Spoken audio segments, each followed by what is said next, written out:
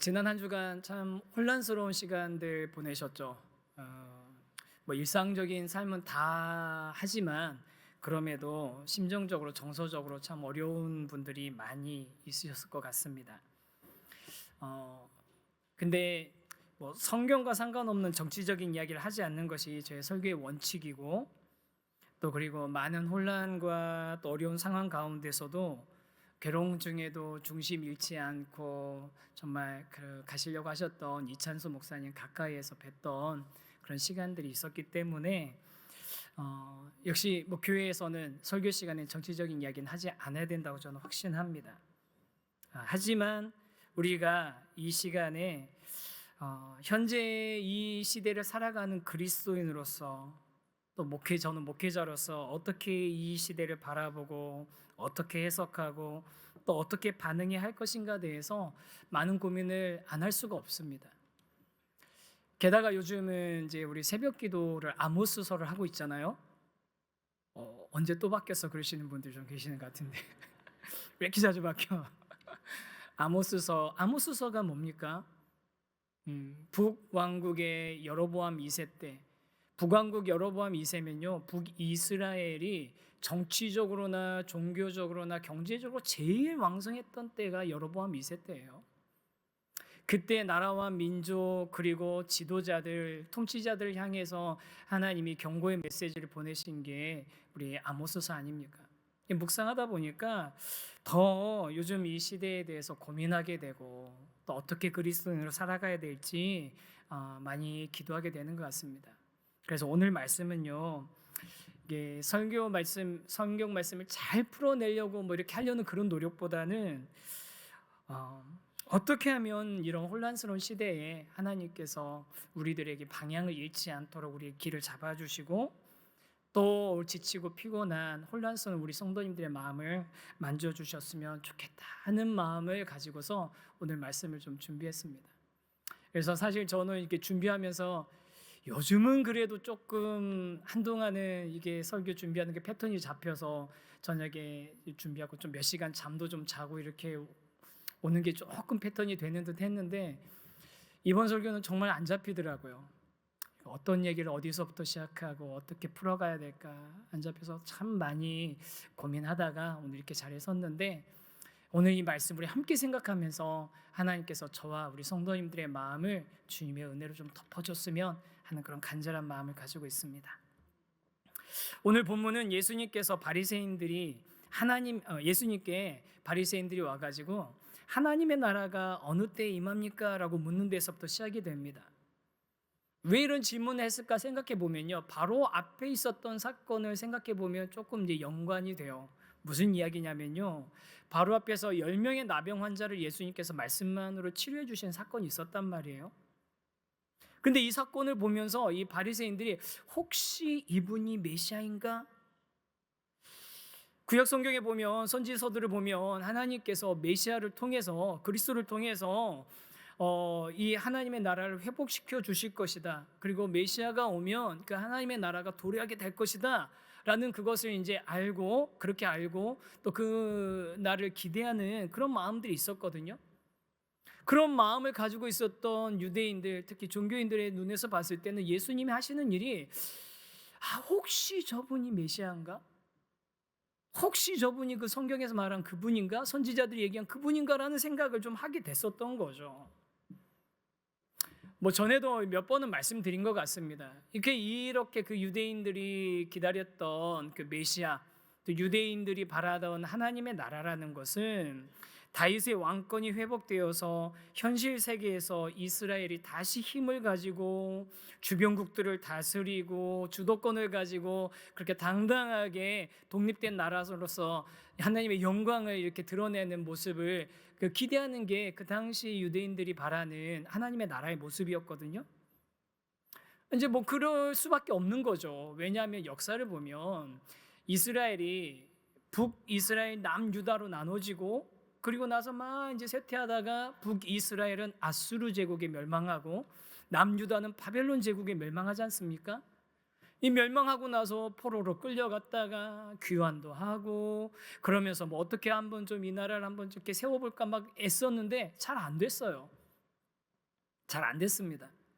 그리고 성경의 구약 성경이 끝나고 신약이 예수님이 오기까지 400년 넘는 그 중간기, 신구약 중간기가 있는데 이때 이스라엘 민족 가운데 많은 역사적인 사건이 일어납니다. 무슨 왕조 하스모니안 왕조라는 왕조가 일어나기도 하고 마카비 혁명이라는 무슨 혁명이 일어나기도 하고 막 그러면서 막 요동을 치는데 여러분 이런 요동을 치면서라도 나라가 굳건히 서가기만 하면 될 텐데 그렇게 안 되는 거죠. 어떻게 됐습니까? 결과적으로는 로마의 속국이 된 거예요. 뭐 이제 다 이전에 다윗의 왕 때, 다윗 왕 때 그 주변의 나라들 그거 다 빼앗기고 이제 조그만 땅덩이 갈릴리하고 유다 지방 정도만 남은 조그만 로마의 속국이 되어버렸습니다. 게다가 이 속국을 다스리는 지도자 왕은 누구냐면 유대의 정통 혈통이 아닌 헤롯 왕가에서 이 나라를 다스리고 있는 거죠. 그러니까 당시 유대인들은 뭔가 좀 하나님께서 정치적으로 사회적으로 메시아를 통해서 정말 이 민족을 이 나라를 다시 한번 이렇게 새롭게 해주실 만한 그런 일들을 기다리고 있었던 게 너무나 당연합니다. 하지만 예수님께서는 하나님의 나라가 바리새인들이 생각하는 아니면 유대인들이 생각하는 그런 모습으로 임하는 것이 아니다. 너희들의 생각과는 다르다라는 것을 분명하게 말씀해 주고 계시거든요. 어떤 모습이냐면요. 우리에게 첫 번째 주제입니다. 같이 한번 읽어보겠습니다. 시작. 이미 우리 가운데 있는 하나님의 나라. 하나님의 나라가 이미 우리 가운데 너희 가운데 있다라고 선언해 주신 것입니다. 예수님께 와서 하나님의 나라가 언제 임합니까? 라고 바리새인들이 묻자 그 질문에 예수님께서 이렇게 대답하십니다. 20절과 21절인데요. 제가 표시한 부분만 한번 같이 읽어주시면 좋겠습니다. 시작. 예수께서 대답하여 이르시되 하나님의 나라는 볼 수 있게 임하는 것이 아니요 또 여기 있다 저기 있다고도 못하리니 하나님의 나라는 너희 안에 있느니라. 예수님 말씀하시는 거예요. 바리새인들이 하나님의 나라를 현실 세계에서 실제적인 정치적인 승리의 순간을 기대하면서 그런 일이 언제 일어납니까? 혹시 당신이 그분입니까? 라고 물어보는데 예수님은 그런 게 아니라는 거죠. 하나님 나라는. 그러면서 하나님 나라가 여기 있다 저기 있다가 해도 그런 얘기들을 들어도 휘둘리지 말라라고 하시는데 그럼 이게 무슨 뜻입니까? 하나님 나라가 여기 있다 저기 있다 그러지 이것도 아니고 저것도 아니다라고 말하면 그건 뭡니까? 라고 했을 때 이 말씀을 좀 제대로 이해하려면요 이 구절하고 병행으로 되어 있는 마태복음 24장 말씀을 좀 같이 봐야 됩니다. 마태복음 24장 말씀 24장 23절 말씀 한번 볼까요? 같이 한번 읽어보겠습니다. 시작. 그때 사람이 너희에게 말하되 보라 그리스도가 여기 있다 혹은 저기 있다 하여도 믿지 말라. 자, 그럼 아까 읽었던 말씀하고 이 두 말씀을 병합을 시키셔야 돼요. 아까 말씀에 누가복음의 말씀에서 뭐입니까? 바리새인들이 물어봤을 때 하나님의 나라가 볼 수 있게 임하는 것이 아니고 하나님의 나라가 여기 있다 저기 있다라고 하면 안 된다 그렇게 말할 수 없는 거다라고 얘기하시는데 마태복음에서는 뭐라고 얘기하시냐면 그리스도가 여기 있다 혹은 저기 있다 하여도 믿지 말라고 하십니다. 두 개를 합쳐보세요. 무슨 얘기냐면요 바리새인들은 하나님의 나라가 언제 어떻게 시작되는지에 굉장히 관심이 가 있어가지고 예수님한테 예수님 하나님 나라가 언제 어떻게 시작되는 겁니까? 라고 물어보고 있는데 예수님은 그게 중요한 게 아니야. 진짜 하나님 나라에서 중요한 것은 언제 어떻게가 아니라 누구에 의해서 이게 시작되느냐라는 문제라는 겁니다. 언제 어떻게가 중요한 게 아니라 누구에 의해서 하나님 나라가 시작되는가. 하나님 나라가 회복되는 데 있어서 가장 중요한 요소가 바로 누구? 그분이 누구입니까? 바로 예수 그리스도신 거죠. 하나님의 나라는 언제 어떻게 방식 어느 때에 어느 방식으로 이루어지느냐가 중요한 게 아니라 누구에 의해서 시작되어지고 누구에 의해서 완성되는지를 제대로 아는 게 중요한 겁니다. 사랑하는 우리 성도 여러분, 하나님의 나라는 예수 그리스도를 통해서 시작되어지고 예수 그리스도를 통해서 완성되는 줄 믿으시기 바랍니다. 성경에서 얘기한 게 바로 그분입니다. 다니엘서에서 말하는 인자, 고난을 당하셨지만 그 고난 가운 이후에 다시 이 모든 그 권능을 회복하시는 그 인자가 바로 예수 그리스도이시지 않습니까? 그래서 여러분, 우리 하나님의 나라가 예수 그리스도를 통해서 완성되어진다는 것을 알게 되면 우리는 어떤 확신을 가지게 되냐면요, 아무리 세상이 혼란스러워도, 아무리 세상이 요동쳐도 우리 가운데 역사하시는 예수 그리스도 때문에, 하나님 나라를 완성하실 예수 그리스도 때문에 우리가 덩달아서 휘둘리고 덩달아서 혼란에 빠지는 것이 아니라 그 가운데서도 중심을 잃지 않고 지켜나갈 수 있다라는 그 사실을 저와 여러분이 확신하길 바랍니다. 여러분, 이 세상 나라에 소망이 있습니까? 어떻게 하면 이 세상에 소망이 있는 완전한 좋은 그런 나라나 아니면 사회가 될 수 있겠습니까? 그런 일들 어떤 누구 특정한 다른 사람들에 의해서 다른 방법에서 다른 때에 어떤 때에 이루어질 수 있겠습니까? 절대 그런 일들은 사실은요, 이 현상 세계에서 일어나지 않습니다. 오직 완전한 하나님의 나라, 하나님께서 회복하기를 원하셨던 그 나라는 누구를 통해서만 이루어지냐면 바로 예수 그리스도를 통해서만 이루어진다는 것을 우리 귀한 성도님들 확실하게 믿으시기를 주님의 이름으로 축원합니다. 사실 사람들은 정치 지도자에게 희대를 걸어요. 어떤 누군가가 그런 우리 사회를 조금 더 발전시켜 나가고 어떤 누군가가 이런 새로운 일들이 일어나가기를 기대하죠. 물론 그런 일들을 하는 위대한 분들도 있었습니다. 하지만 여러분, 이 세상에 있는 모든 제도나 이 세상에 있는 모든 사람들은 한계가 분명합니다. 저는 이번 지난 한 주간 동안 있었던 일들을 제가 겪으면서 제 스스로 그냥 저를 돌아보면서 어떤 마음을 가졌냐면, 참 지도자의 자리가 굉장히 참 중요하고 지도자가 너무 중요하구나, 그 책임 너무 무겁구나라는 것을 제가 굉장히 많이 생각해 보게 됐습니다. 뭐 다른 분 얘기 말고 제 얘기하는 겁니다. 제가 이 세우신 교회의 지도자로서 하나님께서 이 세우신 교회를 목양해 나가고 이끌어가라고 저에게 부탁하셨는데, 제가 정말 제대로 하고 있나라는 생각을 되게 많이 하게 됐어요. 내가 들어야 될 이야기들을 듣고 있는가? 봐야 할 것들을 보고 있는가? 만남이 필요한 사람들, 위로가 필요한 사람들의 그 마음을 제대로 알고 있는가? 읽고 있는가? 말하지 않지만, 표현하진 않지만 힘겨워하고 있는 분들의 생각을 내가 읽으려고 애쓰고 있는가? 많이 생각해 보게 되더라고요.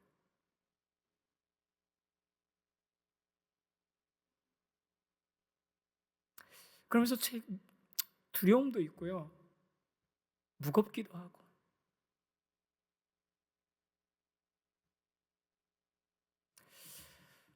사랑하는 성도 여러분, 저를 포함해서 이 세상에 어떤 지도자도 하나님의 나라를 가져올 수 없습니다. 어떤 지도자도 이 세상을 그 가진 능력으로 조금 더 완벽한 나라로 만들 수 없고, 완벽한 사회로, 완벽한 조직으로, 공동체로 만들 능력이 없습니다. 오직 하나님의 나라는 예수 그리스도를 통해서 시작되어지고 예수 그리스도를 통해서만 완성되어진다는 것을 우리 확신하시면서 우리의 참 소망 되시는 예수님 바라보면서 가는 저와 여러분 되기를 간절히 소망합니다.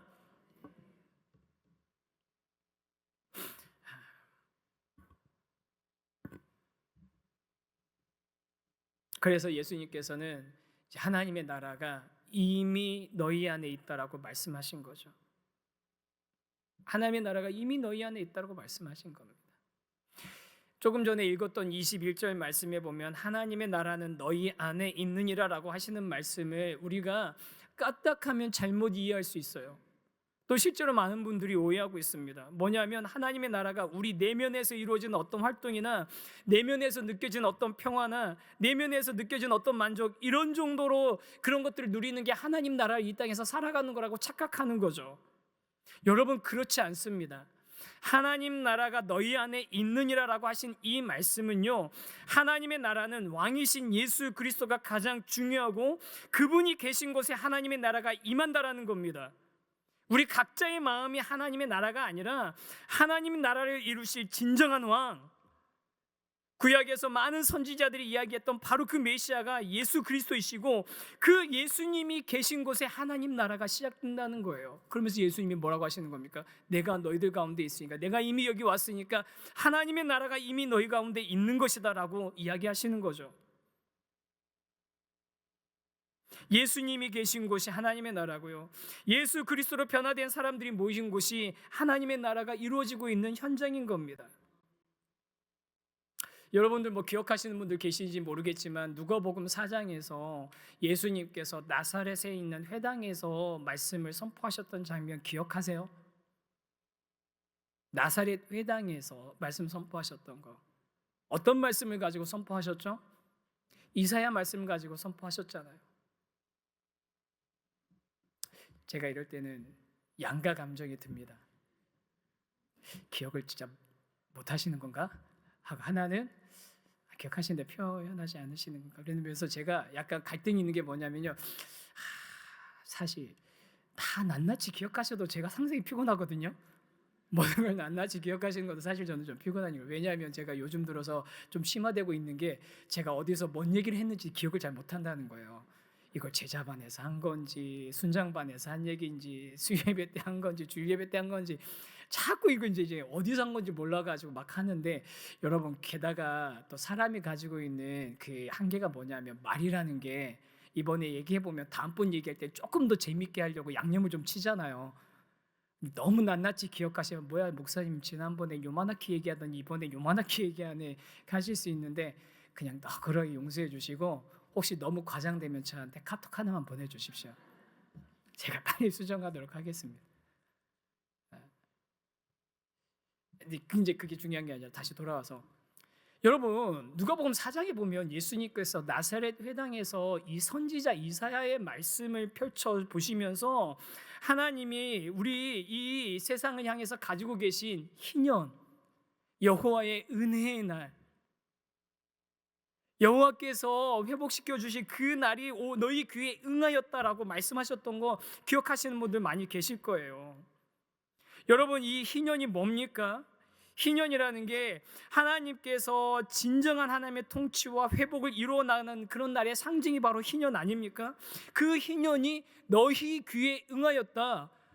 누가 오심으로 응했다는 겁니까?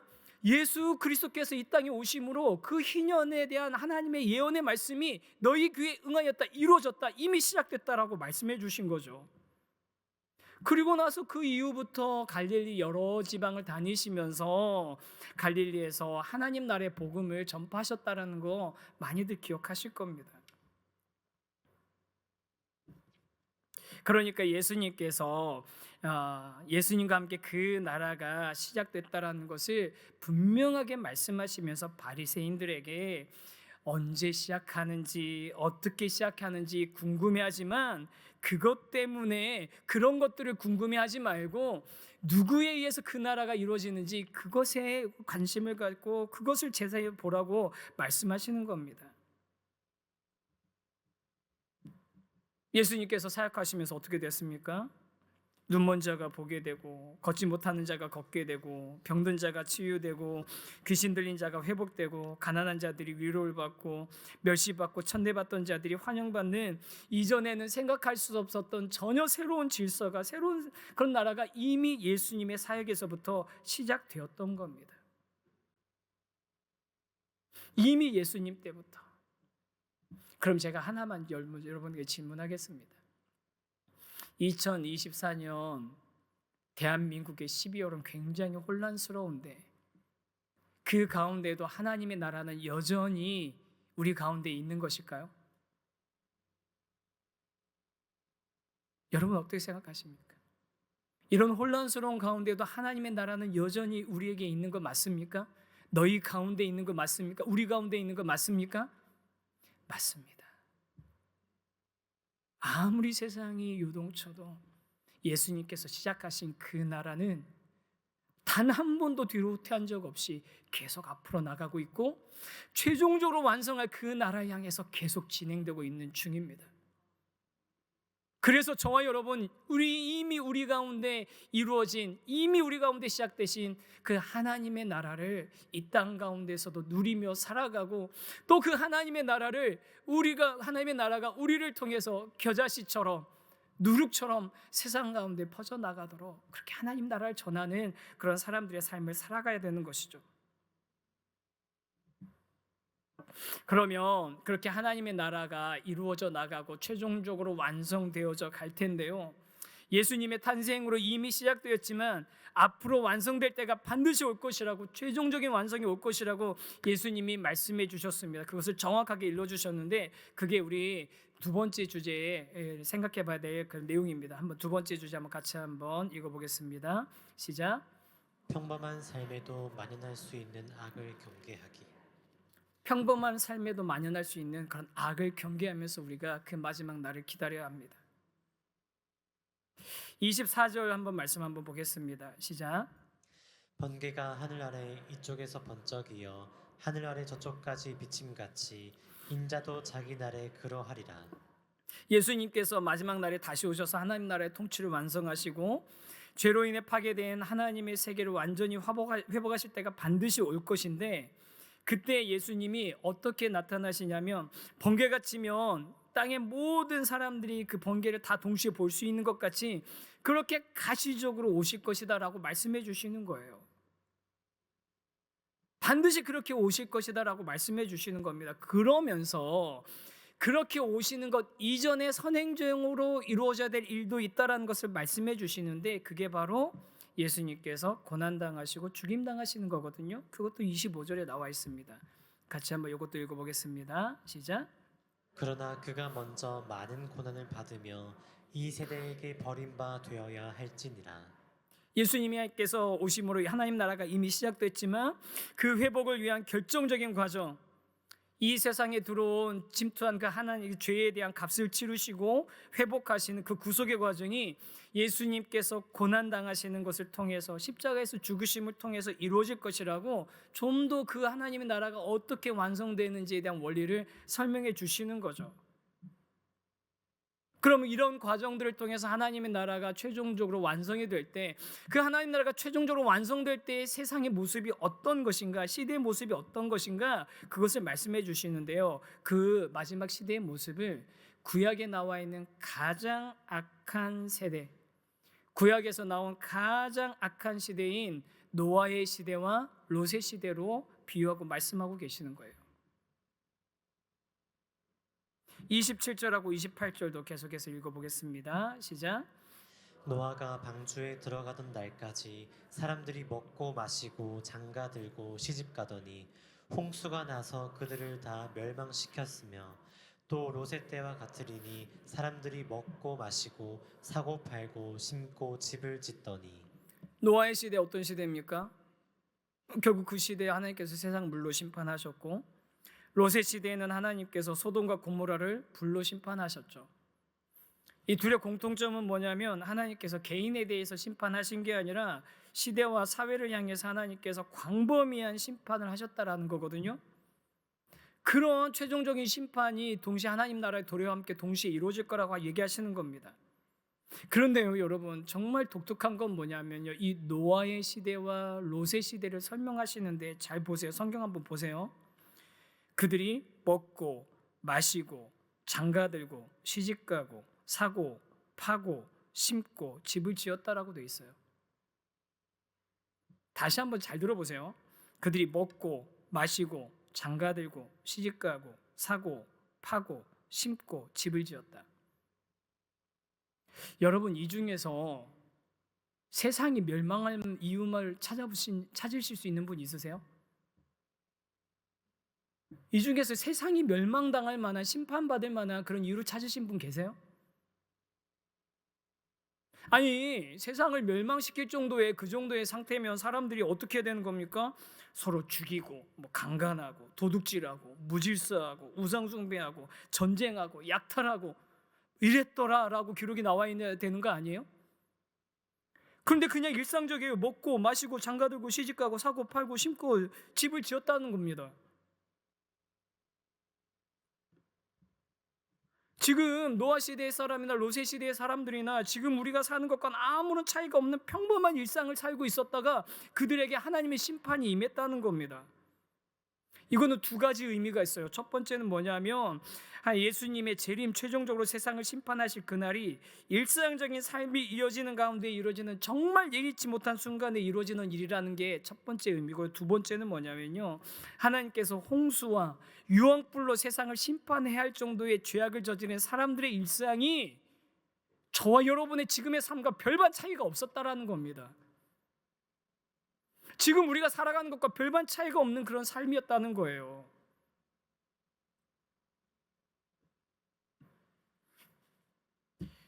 악의 평범성이라는 단어를 혹시 들어보셨습니까? 악의 평범성. 이게 어디서부터 유래되냐면 한나 아렌트라는 작가가 쓴 예루살렘의 아이히만이라는 책에서부터 이제 시작이 된 거거든요. 이제 한나 아렌트 일종의 약간 그 취재해서 글을 쓰는 기자, 뭐 약간 그런 사람이라고 생각하면 좋아요. 근데 이 아이히만이라는 사람이 누구냐면 독일 나치에 부역해가지고서 수많은 유대인들을 살상하는데 앞장섰던 사람입니다. 근데 이 사람이 전쟁 끝나고 나서 아르헨티나인가로 남미로 도망을 가요. 거기서 자기 신분을 속이고 살다가 예루살렘 특공대한테 이스라엘 특공대한테 잡혀서 예루살렘으로 끌려와서 예루살렘에서 재판을 받거든요. 그 재판 과정 가운데 이 아이히만을 만나가지고 그렇게 인터뷰하면서 그 내용을 정리해서 쓴 게 예루살렘의 아이히만이라는 책입니다. 그런데요, 사람들이 이 한나 아렌트의 예루살렘의 아이히만 책을 읽고 나서 다 경악을 했어요. 왜냐하면 그들이 생각할 때 수없이 많은 유대인을 죽인 이 아이히만 같은 사람은 정말 끔찍한 만행을 지닌 이 아이히만이 엄청난 괴물이거나 아니면 나치 이념에 전도되어 있는 그런 약간 그런 사람일 거라고, 극단적인 사람일 거라고 생각했는데 그냥 일상생활을 같이 한다면 누구도 알아챌 수 없는 그냥 평범한 사람이었다는 겁니다. 그냥 평범한 정도가 아니라 어쩌면 조금 무능한 사람일 수도 있다라는 그런 식으로 표현이 된 거예요. 글을 그냥 그대로 제가 옮겨서 읽어드리면요, 이렇습니다. 아이히만은 이아고도 맥베스도 아니었고 또한 리처드 3세처럼 악인임을 입증하기로 결심한 것은 그의 마음과는 전혀 동떨어져 있는 일이었다. 그런 악인이 태어나면서도 악인이었던 사람이 아니라는 거죠. 또 그런 악을 막 추구하는 사람이 아니었다는 겁니다. 그러면서 계속 얘기합니다. 자신의 개인적인 발전을 도모하는데 각별히 근면한 것을 제외하고는 그는 어떠한 동기도 가지고 있지 않았다. 그리고 이러한 근면성 자체는 결코 범죄적이지 않았다. 수없이 많은 유대인들을 죽이는 일에 그 일을 했던 사람인데도요, 자신의 개인적인 발전을 도모하는데 각별히 근면한 것을 제외하고는 어떠한 동기도 없었다라는 겁니다. 그런데 거대한 악의 한 부품이 되어서 그런 끔찍한 만행을 저질렀다는 거예요.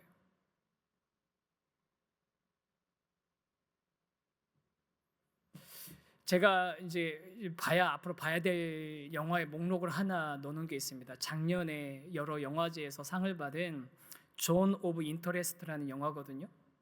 존 오브 인터레스트.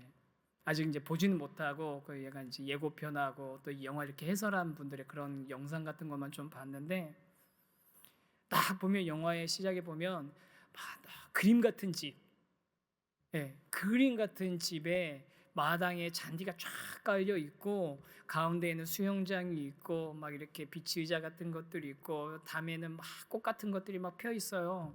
정원이 잘 가꿔져 있고 막 거기서 애들이 막 수영하고 막 떠들고 노는 그런 소리들이 막 있는데, 그런데 그 집이 담 바깥에 옆이 뭐냐면 아우슈비츠 수용소인 거예요.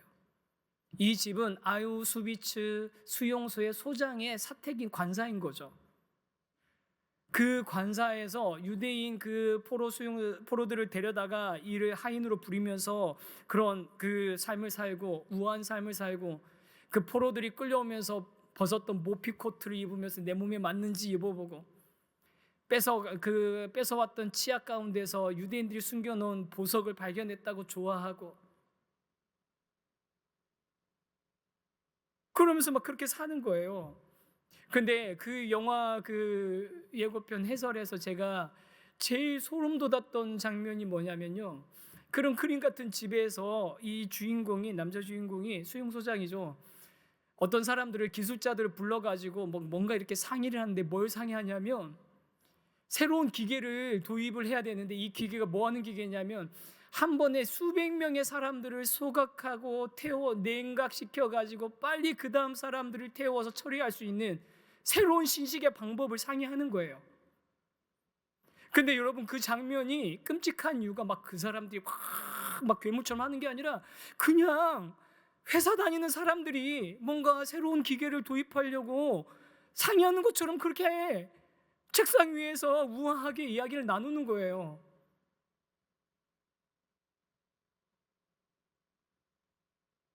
그냥 보통의 사무원, 보통의 직장인하고 아무런 차이가 없는 거죠.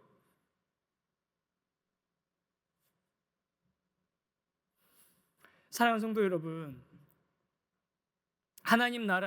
이미 하나님 나라가 예수 그리스도와 함께 시작되어졌고, 하나님의 나라가 완성될 것을 아는 저와 여러분이라면요, 우리가 노아의 시대나 롯의 시대처럼 우리 주변에 있는 일상적인 아니 나는 그냥 평범한 삶을 살아가고 있기 때문에 나는 그런 건지 몰랐어요, 그냥 나는 내 자리에서 내 임무를 다했을 뿐입니다 라는 식의 변명을 해서는 안 된다는 겁니다. 그런 변명을 하면 안 되는 거예요.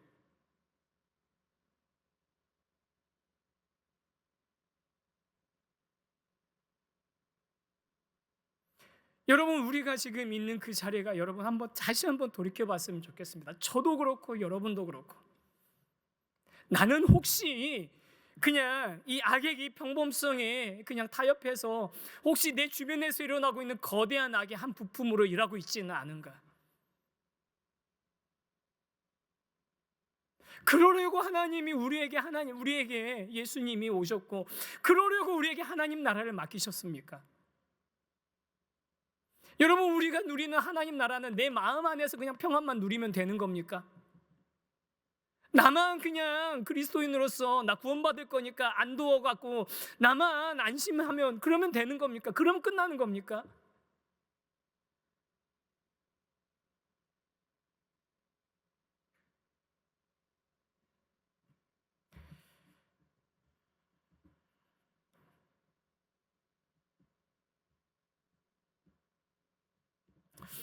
이제 지난주 이렇게 지나가면서 저는 정말 진짜 몰랐거든요. 화요일날 저녁에 좀 일찍 잤어요.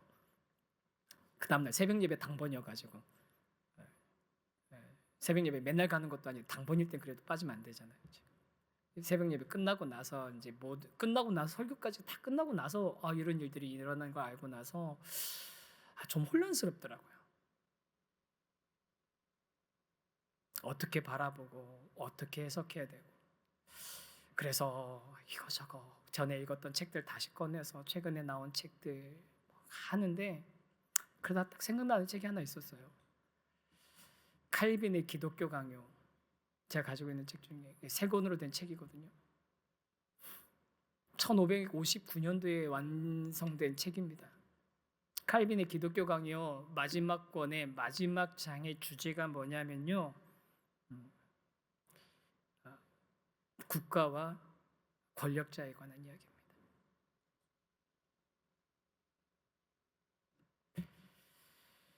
그 장을 이렇게 보는데, 사실은 저는 이제 어려서부터 그 장로교에서 지내다 보니까 악한 통치자라도 그 권세는 하나님이 주신 것이니까 우리는 그것을 인정하면서 가야 된다, 그걸 굉장히 어려서부터 많이 들었던 사람이에요. 신학교에서도 실제로 그런 교육들을 많이 받았고, 또 성경에도 또 그렇게 해석할 수 있는 많은 말씀들이 있고 그랬는데, 이 칼빈의 기독교 강요 맨 마지막 장 마지막 페이지에 뭐라고 써 있냐면요, 만약에 옳지 않은 지도자들이 하나님을 거스르는 명령을 한다면 그 명령은 듣지 말아야 된다고 얘기하고 있습니다. 그때는 통치자들이 소유한 위험에 대해서 전혀 개의치 말라고 말하고 있습니다. 그러면서 다니엘을 예로 드는 거예요. 다니엘은 왕의 불의한 칙령에 복종하지 않았고 반대로 왕의 사악한 포고에 너무나 복종했다 했던 그런 많은 사람들 하나님이 책망하셨던 것을 우리 예로 들거든요. 그러면서 이렇게 경고합니다.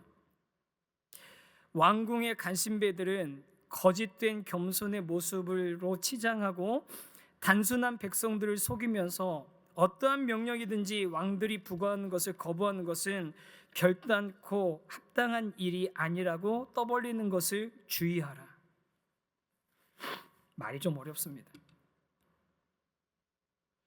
간신배들은 거짓된 겸손의 모습을 치장하면서 백성을 속이면서 어떤 명령이든지 통치자가 내리는 명령을 거부하는 것은 잘못된 일이니까 그냥 통치에 복종해라라고 떠벌린다는 겁니다. 그런데 그런 말을 주의하라는 거죠. 왜 그래야 되냐고 얘기하냐면요, 이게 칼빈 기독교 강호의 마지막 문장입니다. 그 거대한 집대성한 그 글의 마지막 문장이 이렇습니다. 제가 그대로 화면에 좀 가져왔거든요. 이거 한번 같이 한번 읽어봤으면 좋겠는데 같이 읽겠습니다. 시작. 그리스도께서 우리의 구속을 위하여 필요한 엄청난 값을 치르시고 우리를 구속하셨으므로 우리는 사람들의 악한 종망의 종이 되어서는 안 되며 더욱이 그들의 불경에 굴복해서는 더욱더 안 된다고 가르치는 것이다. 이게 기독교 강요의 마지막 문장입니다. 그리스도께서 우리의 구속을 위해서 필요한 엄청난 값을 치르시고 우리를 구속하셨으므로 우리는 사람들의 악한 욕망의 종이 되어서는 안 되며 더욱이 그들의 불경에 굴복해서는 더욱더 안 된다고 가르쳐야 된다고 저에게 얘기하는 거죠. 목회자들에게, 여러분에게 얘기하는 겁니다. 그리스도인들에게.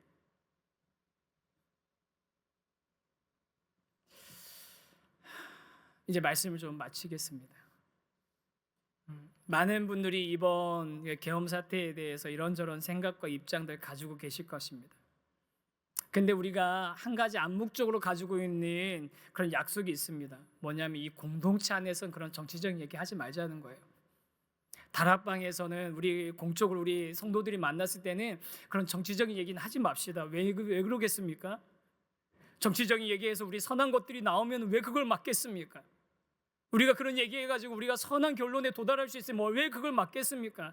아니에요. 이제 이 시대는 현실 정치가 좌나 우, 진보나 보수로 나눠져가지고 점점 양극화되고 있고 그 안에서 건강한 중간지대 균형 잡는 것 점점 어려운 시대가 됐기 때문에 그러니까 얘기 꺼내지 말라고 하는 겁니다. 그리스도인들 정치하지 말라는 얘기가 아니라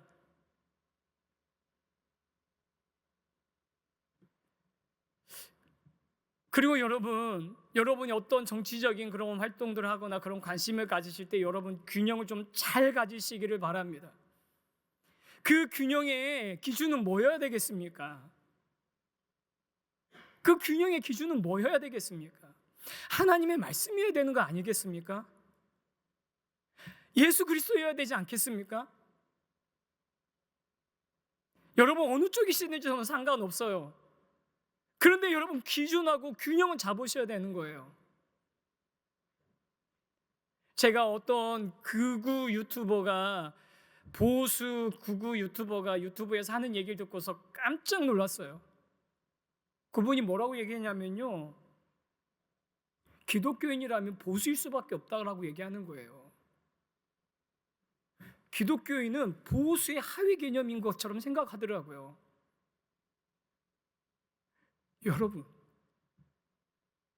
보수, 진보, 좌우 이런 개념이 도대체 언제부터 시작된 겁니까? 이런 개념이 도대체 언제부터 시작됐냐고요. 그게 하나님 말씀보다 상위일 수 있습니까? 교회보다 상위일 수 있습니까? 어느 쪽이든 똑같습니다. 하나님의 말씀보다 상위일 수 있냐고요. 아니 어떻게 나중에 하나님 앞에서 어떤 책망 들으려고 감히 그따 소리를 합니까?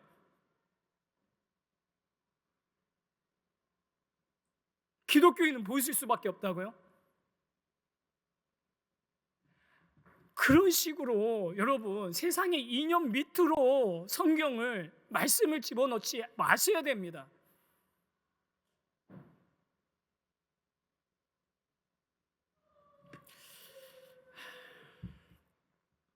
기독교는 하나님의 말씀은 하나님의 나라는 이런 정치 이념의 하위에 절대로 들어가지 않습니다. 이제는 어떤 생각을 하시든지 어떤 말을 하시든지 제가 여러분에게 부탁드립니다. 어떤 식으로 하셔도 괜찮습니다. 어느 쪽에 서셔도 괜찮습니다. 괜찮아요. 정치적인 활동 하셔도 됩니다. 그런데 여러분 할 때 그냥 하지 말고 남이 하는 얘기 듣고서 하지 마시고 여러분 안에 이미 하나님 예수님이 우리 안에 하나님 나라를 시작하셨다면 그 하나님 나라를 품고 있는 사람답게 판단하시고 그 하나님 나라를 품고 있는 사람답게 말씀하시고 그 하나님의 나라의 기준을 가지고 행동하시라는 거예요. 그 기준이 있으십니까?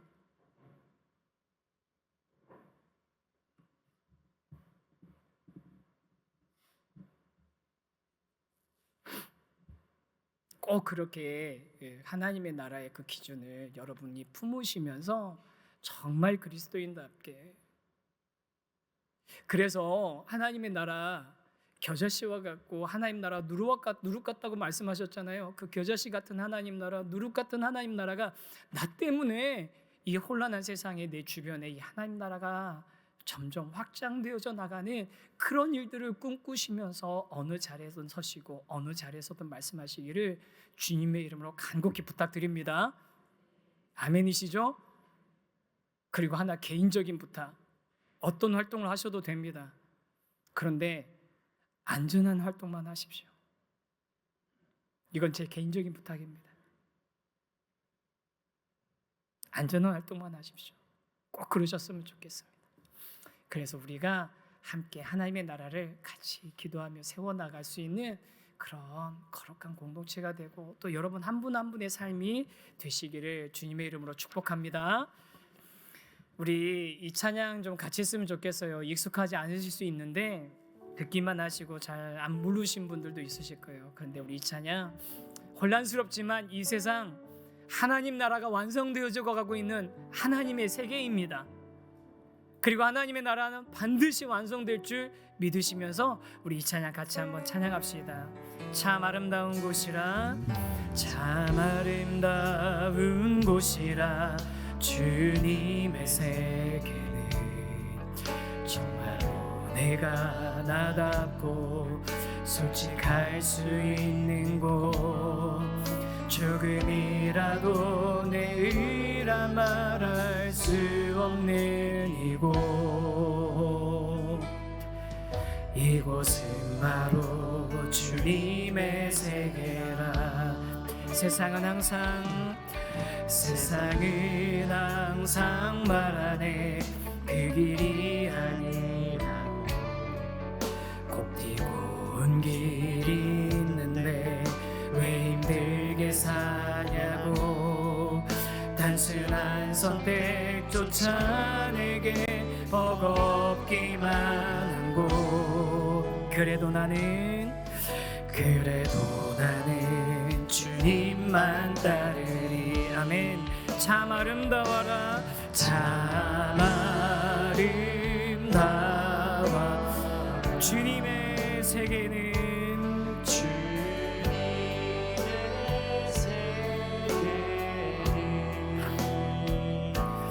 저 솔로몬의 옷보다 고운 백합. 주 찬송하는 주 찬송하는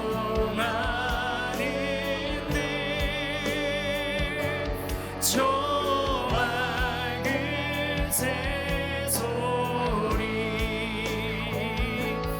내 아버지의 지으신 그 솜씨. 우리 자리에서 일어나서 찬양합시다. 참 아름다워라, 주님의 세계는 참 아름다워라. 주님의 세계는 주님의 세계는 저 솔로몬의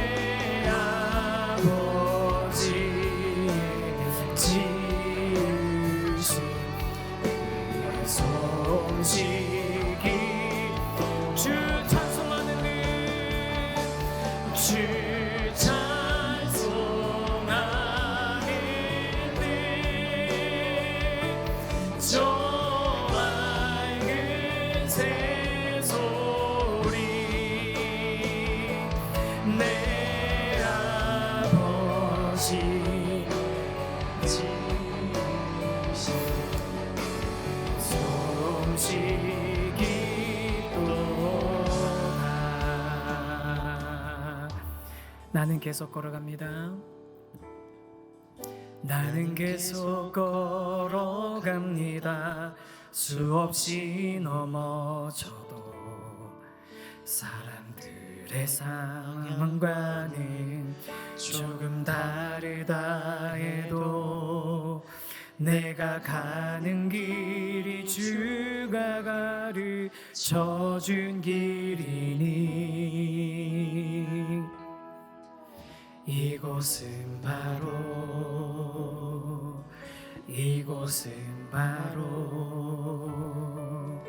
이곳은 바로 주님의 세계라.